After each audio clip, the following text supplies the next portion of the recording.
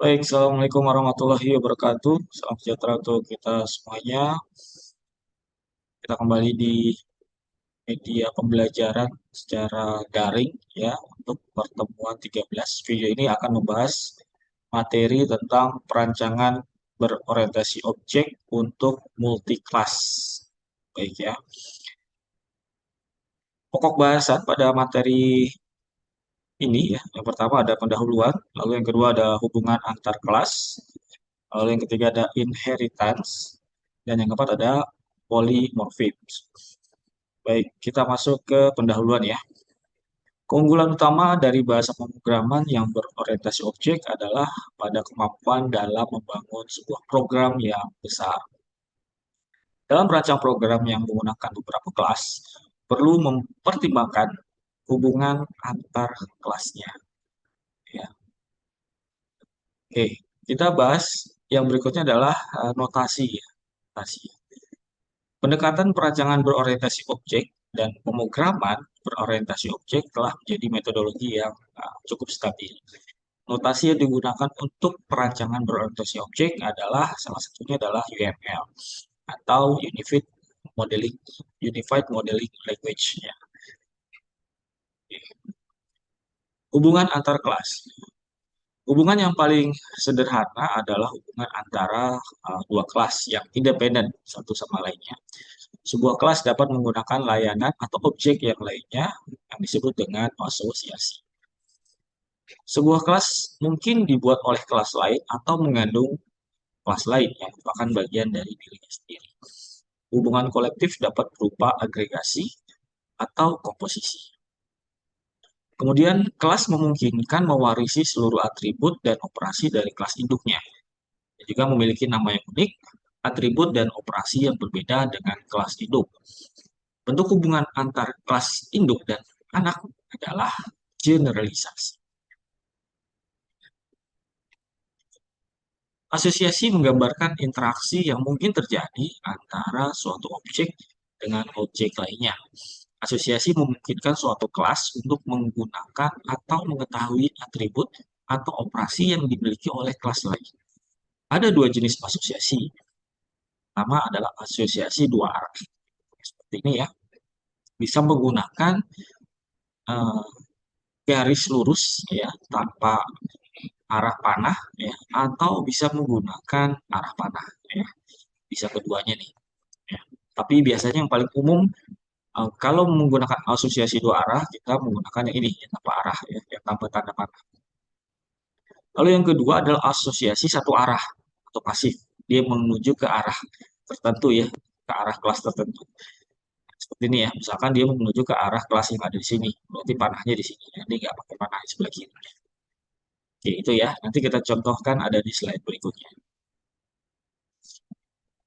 Oke, contoh nih ya, ada dua kelas ya, kelas mobil dan kelas garasi, yang keduanya merupakan kelas independen. Kelas mobil kadang menggunakan layanan atau objek atau operasi dari kelas garasi, contohnya parkir misalkan. Objek yang instansiasi dari kedua kelas dapat saling berinteraksi melalui pengiriman atau penerimaan pesan. Nah, di sini ada kelas mobil ya, dan ada kelas garasi. Dan di sini ada uh, ini ya, asosiasi ya, hubungan ya. Di sini dua arah nih ya. Karena dua-duanya nggak pakai panah, berarti bisa dari garasi ke mobil atau bisa dari mobil ke garasi. Ya, ini ada uh, pesannya nih, yaitu menggunakan. Kemudian di bawah garis ini ada satu titik-titik dua di sebelah kelas mobil dan satu di sebelah kelasnya garasi.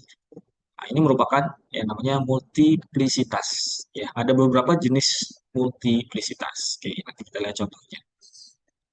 Oke, pada asosiasi terdapat multiplisitas, sorry ya, namanya multiplisitas ya, multiplisitas ya, bukan muli.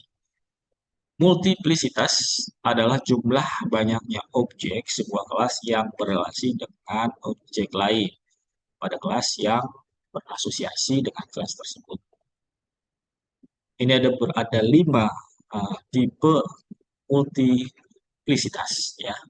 Yang pertama ada exactly ini ya, satu or blank ya. Nanti kita lihat contohnya ya.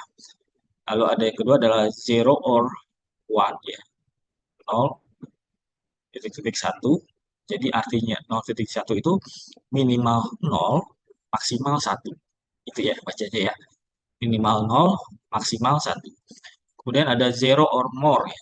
Jadi minimal 0, maksimal banyak. Ini ya tanda asterik ini mewakili banyak ya. Minimal 0, maksimal banyak. Ada juga satu or more ya. Minimal 1, maksimal banyak. Banyak itu berarti lebih dari 2 ya. Sorry, lebih dari 1. 2 ke atas itu dihitungnya banyak.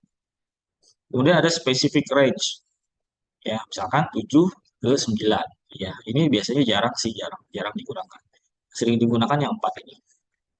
Oke ya. Contoh yang sederhana ya dari notasi uh, multiplicitas yang ada di sini ya. Misalkan ada uh, diagram, kelas diagram seperti ini ya. Ini kelas diagramnya namanya karyawan ya, tengah-tengah ya. Nah, di sini karyawan berelasi atau berasosiasi dengan kelas departemen. Ya. Nah, di sini ada multiplicitasnya, ada satu di karyawan dan di departemen satu. Ya, ini yang ini ya, basically ya. Jadi, seorang karyawan bekerja pada satu dan hanya satu departemen. Ya. Satu orang karyawan bekerja di satu departemen. Ya. Logikanya seperti itu ya. Biasanya satu karyawan bekerja di satu departemen. Jarang lebih dari 2 departemen ya. Itu contohnya. Kemudian yang kedua adalah zero or one. Ya.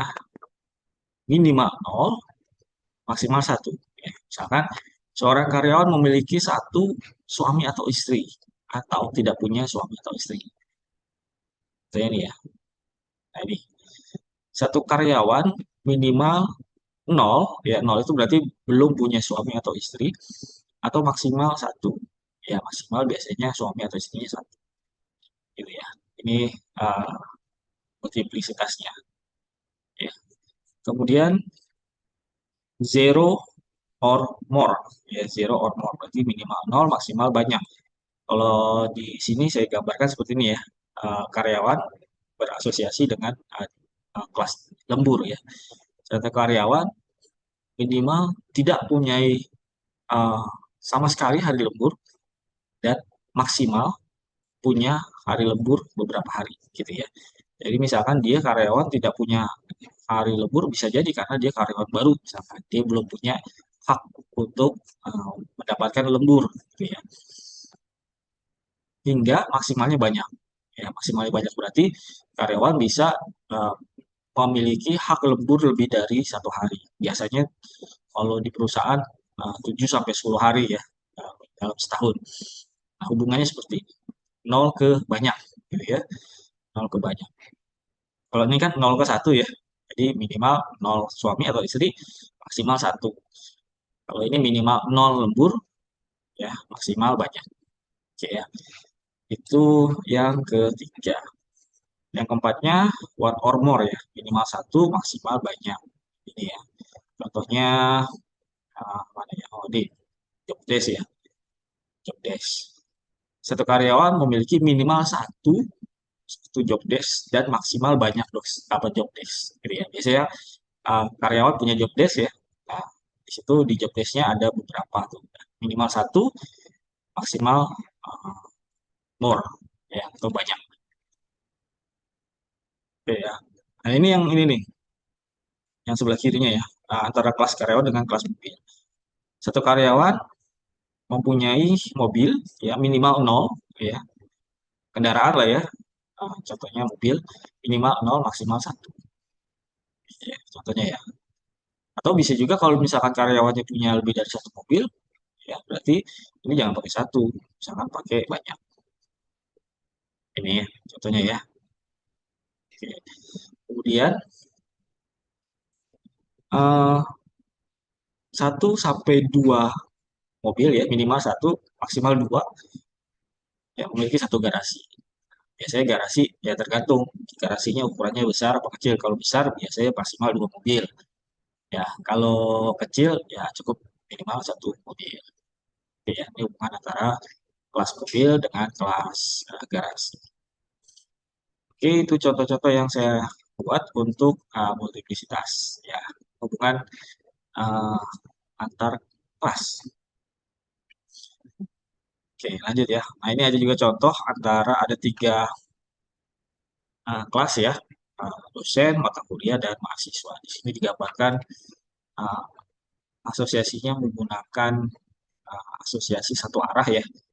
Jadi dari kelas dosen ke mata kuliah, pesannya adalah mengajar, lalu multiplicitasnya adalah satu yang di dosen dan satu juga yang di mata kuliah. Satu dosen mengajar satu mata kuliah, ya, satu kode mata kuliah. Ya, satu NIP dosen mengajar satu kode mata kuliah. Seperti itu ya.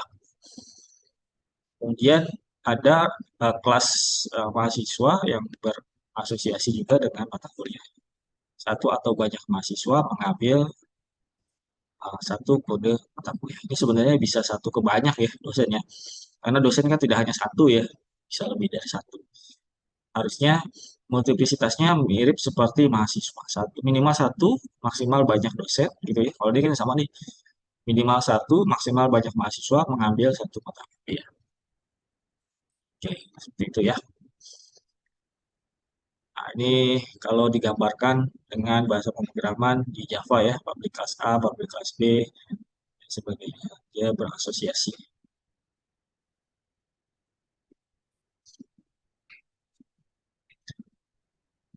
Oke, yang selanjutnya adalah agregasi. Apa itu agregasi? Agregasi merupakan hubungan suatu kelas yang merupakan bagian dari kelas lain, namun sifatnya tidak wajib atau opsional. Ya, dia ada tambahan eh, tanda apa ya belah ketupat. Ya, misalkan ini kelas buku ya berasosiasi dengan sifat agregasi ke kelas daftar pustaka. Ya, jadi setiap buku minimal 0 ya maksimal banyak daftar pustaka. Tapi sifatnya tidak wajib atau opsional ya daftar pustaka. Tergantung dia kalau kalau bukunya bukan buku yang bersifat ilmiah itu tidak wajib. Tapi kalau yang bukunya bersifat ilmiah gitu ya biasanya wajib atau biasanya memiliki daftar pustaka. Ya, guys, ini bukunya apa dulu nih jenisnya? Ya, oke. Yang selanjutnya adalah komposisi. Nah, ini kebalikan dari tadi ya agregasi. Kalau agregasi sifatnya tidak wajib atau opsional, kalau komposisi ini sifatnya wajib. Ya, simbolnya dia sama uh, dengan agregasi, cuma di dalam apa belah ketupatnya di warna hitam, ya diisi warna hitam. Ya, contohnya uh, kelas buku berasosiasi dengan jenis komposisi kepada kelas isi. Ya, nomor halaman, sini aja ada objeknya ya, ada pembicaraan. Ini wajib nih, ya. Di isinya harus ada nomor halaman dan pokok pembicaraan. Di sini makanya minimal satu, ya maksimal banyak. Ya, biasanya digambarkan dengan uh, komposisi atau belah ketupat yang berisi. Ya. Oke, lanjut ya. Yang berikutnya adalah generalisasi. Generalisasi diperlukan untuk memperlihatkan hubungan pewarisan antar objek atau kelas. Ya, simbolnya seperti ini ya, panah. Cuma dia ada arahnya ya, arahnya tapi berbentuk segitiga ya, seperti ini ya, ke arah dari kelas tersebut. Dia bisa berbentuk arah ke kanan, arah ke kiri, maupun arah ke atas ya. Tapi lazimnya biasanya jadi ke atas, seperti contoh di bawah ya. Contoh ada kelas payment, dia memiliki uh, kelas di bawahnya ya, kelas yang diberi pewarisan ya, yaitu kelas kredit, cash, dan check. Ya. Nah, di sini dia ada asosiasi yang bersimbol generalisasi. Jadi kelas kredit Kelas case dan kelas check merupakan kelas-kelas pewarisan dari kelas payment, gitu ya. Jadi pembayaran ini kan pilihannya ada beberapa ya, bisa pakai kredit, credit card, bisa pakai cash, ya tunai, atau bisa pakai cek, ya cek. Nah, itu beberapa pilihan pembayaran contohnya. Oke, ini adalah generalisasi, ya hubungan pewarisan antar objek atau kelas. Nah, ini contoh di pemrograman kelas pemrograman Java ya. Nanti teman-teman akan dapat di mata kuliah pemrograman berorientasi atau berbasis objek. Lanjut, yaitu polymorphism ya atau polymorphism, yaitu kemampuan untuk mempunyai beberapa bentuk yang berbeda-beda. Ya. Polymorphism diimplementasikan dengan mekanisme inheritance dan overriding. Ya, kita lihat di sini contohnya ya. Sini contohnya ada kelas hewan, ya, ya, ya. Dia di bawahnya ada kelas anjing, kelas kucing, dan kelas kuda. Ya, ini sama seperti pewarisan ya, inheritance ya. Uh, Anjing bisa menggonggong, kucing bersuara ya, anjing bersuara menggonggong, kucing bersuara mengeong, kuda bersuara menggigit. Ini objeknya ya. Nah, hewan itu objeknya bersuara. Kan hewan banyak ya. Contohnya ada tiga ini lah ya. Anjing bersuara menggonggong, hewan bersuara mengeong, kuda bersuara meringkik. Gitu ya. Nah, kalau dijabarkan dengan menggunakan bahasa pemrograman Java, di sini ada kelas animal ya. Ini kelas induknya, yang ini yang atas ya, hewan atau animal. Ya, punya objek namanya animal sound atau bersuara. Cetaknya bersuaranya adalah binatang bersuara. Yang di bawahnya ada uh, pewarisannya. Nah, di sini digambarkan atau digambarkan dengan perintah extends ya. Kelas dog, kelas anjing, extend animal ya. Dan objeknya animal sound sama nih. Terus suaranya adalah the dog says bark bark gitu ya. Lalu kelas yang kedua, berikutnya adalah kelas cat, ya sama extend animal, objeknya animal sound sama seperti kelas induknya. Lalu the cat says meow, gitu ya. Yang terakhir kelas horse, kuda, extends animal sama ya. Uh, Menuju ke kelas induknya yaitu animal. Lalu objeknya sama animal sound dan suaranya adalah atau outputnya adalah the horse says, gitu ya. Oke. Di sini ada keterangannya ya, polymorphism menggunakan keyword extends. Ya, extend ya, pakai S ya. Nanti kalian dapat di mata kuliah praktek ya, pemrograman berbasis atau berorientasi objek. Oke, kemudian publikas tes animal sound, objeknya ini ya, uh, kelas animal, dibuatkan objek baru namanya A, yang dog B, A titik animal sound, B titik animal sound. Outputnya binatang bersuara, ini dari sini ya, animal sound A itu kan berarti animal ya, binatang bersuara yang ini. Dan yang B itu kan kelas dog ya, kelas anjing ya. The dog say bark bark ya. Kenapa B dikatakan kelas dog? Karena ini ya, objek B itu adalah pengganti dari kelas dog. Maksudnya yang di bawahnya adalah the dog say bark bark gitu ya bentuknya. Oke, nah polymorphism sendiri itu ada dua jenis ya. Ada yang overloading dan juga ada overriding. Nah, bedanya apa? Di sini ada penjabarannya. Metode overloading adalah sebuah kemampuan yang membolehkan sebuah kelas mempunyai dua atau lebih metode dengan nama yang sama, tapi parameternya harus berbeda. Ya. Jadi yang membedakan adalah parameternya. Pada metode overloading, perbedaan parameter mencakup bisa yaitu pertama jumlah parameternya, jumlah parameternya berbeda ya, ada yang satu, ada yang dua, atau tipe data dari parameternya yang berbeda-beda, juga urutan dari tipe data parameter. Ya, urutannya berbeda. Oke, nanti kita lihat di sini ya. PHP tidak mendukung overloading. Ya, jadi yang mendukung overloading itu hanya class. Sorry, hanya Java ya. Kemudian apa bedanya juga dengan overriding? Ya, overriding merupakan metode yang parent class yang ditulis kembali oleh subclass ya. Jadi ini parent class nih, animal ini parent class, nah, subclassnya di dog, cat, dan horse itu ya. Itu adalah subclassnya. Oke. Metode yang parent class yang ditulis kembali oleh subclass ya. Aturan dari metode overriding pada Java yang pertama adalah parameter yang terdapat pada metode overriding di subclass harus sama dengan parameter yang terdapat pada parent class. Harus sama parameternya. Yang kedua adalah visibility atau aturan hak akses method overriding di subclass tidak boleh lebih ketat dibandingkan dengan hak akses yang ada di parent class. Ya. Overriding menuliskan kembali metode dengan yang sama ya, tujuannya memudahkan penggunaan atau pemanggilan metode dengan fungsionalitas yang mirip. Nah, ini contoh overloading ya. Di sini ada ini parent class-nya ya, calculation, kemudian sorry, jangan yang ini nih. Oh, yang ini nih. Contoh overloading ya. Di sini ada kelas namanya overloading ya. Ya, overloading. Ini parent class-nya.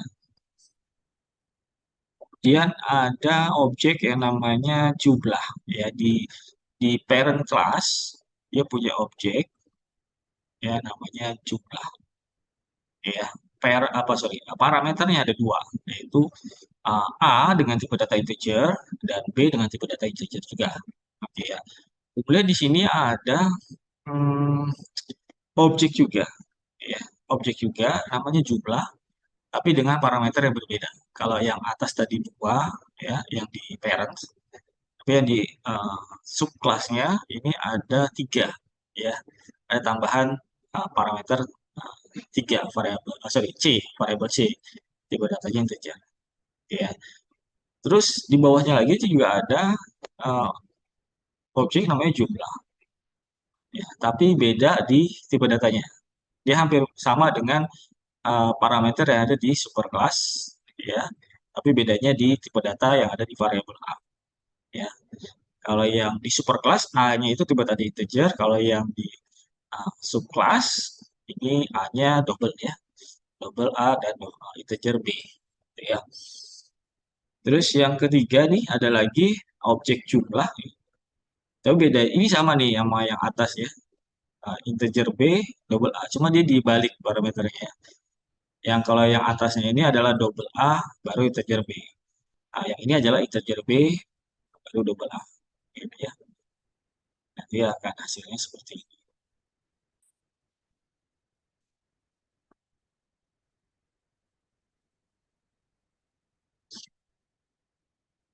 Ini contoh overriding ya.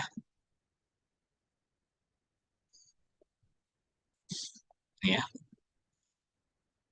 Superkelasnya binatang ya. Ini subkelasnya mamalia extend to binatang. Ya. Jadi objeknya ada bergerak, ada berlari. Si mamalia ini bisa bergerak, ya, atau bisa berlari. Gitu ya. Ini contoh yang overriding. Biasanya yang sering digunakan yang mana? Yang overriding. Contoh yang ini juga termasuk overriding. Yang ini ya, yang ini nih.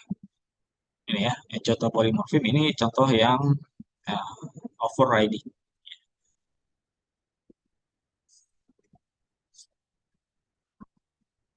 Oke, kita tadi sampai sini ya.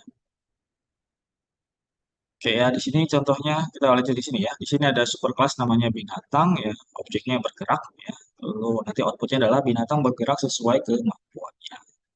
Oke ya, ini superclass ya, namanya kelasnya namanya binatang. Lalu dia punya uh, dua turunan atau punya dua pewarisan, yaitu mamalia dan juga burung ya. Yang pertama mamalia nih ya. Objeknya mamalia itu bergerak dan berlari ya, bergerak uh, objek yang pertama, lalu operasinya itu mamalia bergerak sebagian besar dengan kakinya. Ini ya, sistem outbrainland mamalia bergerak sebagian besar dengan kakinya. Objek yang kedua adalah berlari. operasinya adalah sebagian mamalia dapat berlari. Lalu yang kelas yang kedua adalah burung. Burung sini nggak ada ya. Harusnya ada lagi ya di bawahnya ya. Public class, burung, extend, binatang gitu ya. Cuman belum ditambahkan. Dan ini public class penggunaan overriding ya. Kelas binatang ya, ini ya, kelas binatang, super kelasnya ya ada pembuatan objek baru untuk kelas binatang yaitu B, nanti dipanggilnya B untuk pemanggilan kelas binatang. Untuk pemanggilan objek mamalia ya, sorry, kelas mamalia ya, itu diwakili dengan huruf M, lalu binatang BM ya.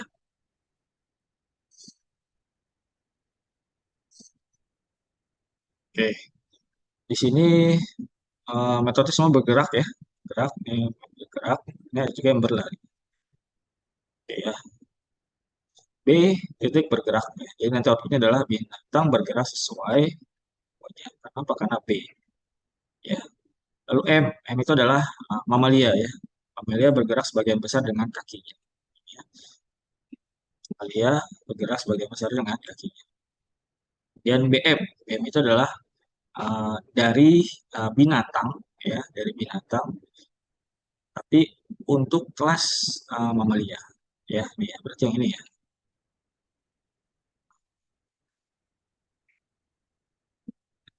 Jadi tampilnya nanti binatang bergerak sesuai kemampuannya plus mamalia kan ini ya. Mamalia bergerak sebagian besar dengan kakinya. Gitu ya. Gabungan antara uh, output dari kelas atau operasi dari kelas binatang dan operasi dengan kelas mamalia ya untuk yang BM. BM dan titik bergerak ya. Ini ya metode bergerak. Tapi juga ada metode atau objek, sorry, ada objek juga berlari ya. Di sini ada berkembang biak, sorry kita cari. Oke, ini kita percepat kayak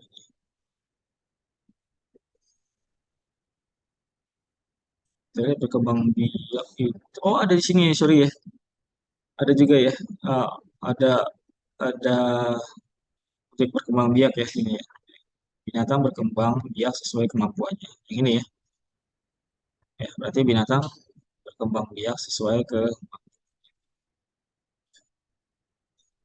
BM merupakan overriding object di mana objek tersebut memiliki sifat dari parent objeknya, ya, parent objeknya. Child objek sama dengan mamalianya, parent objek adalah binatang. Oke, overriding merupakan subclass yang berusaha memodifikasi tingkah laku yang diwarisi dari superclassnya atau parent classnya. Tujuannya, subclass memiliki tingkah laku yang lebih spesifik pastinya ya. Kemudian dilakukan dengan cara mendeklarasikan kembali metode milik parent class pada subclass. Ini contoh overriding lagi ya. Tadi sama nih di atas.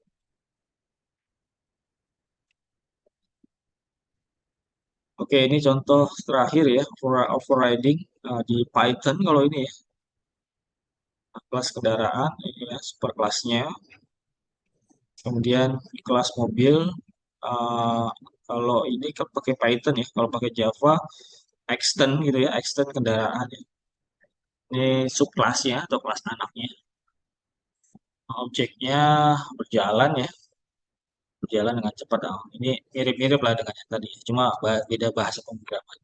Kalau ini pakai bahasa Python, sama pemrograman Python.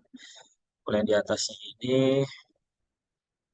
ini ini pakai Java ya, Java. Kalau ini pakai perintah extend ya, kelas doc extend animal. Kalau yang tadi karena dia pakai Python, ya kayak gini ya, kelas mobil dalam kurung kendaraan, berarti dia extend ke kelas kendaraan. Baik, itu materi dari pertemuan 13, yaitu perancangan berorientasi objek untuk multi kelas. Oke, saya akhiri untuk video ini. Semoga teman-teman dapat memahami melengkapi materi di pertemuan 13 ini. Bagi yang ingin ada yang ditanyakan, silakan saya berikan waktu untuk bertanya di WA grup ya. Boleh silakan diskusi di sana, nanti akan saya reply sesuai dengan pertanyaan dari teman-teman. Baik, sekian pembelajaran pertemuan 13 ya, materi rancangan berorientasi objek untuk multi kelas. Terima kasih sudah menyaksikan video ini dan dapat dipahami. Saya tutup. Assalamualaikum warahmatullahi wabarakatuh.